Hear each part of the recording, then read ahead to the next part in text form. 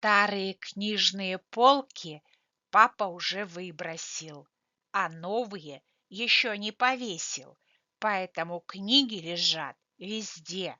Оказывается, книги можно не только читать.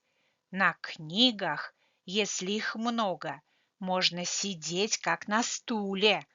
Еще из книг можно построить дорогу, по которой будут ехать игрушечные машины. Можно построить даже целый дом и очень большой.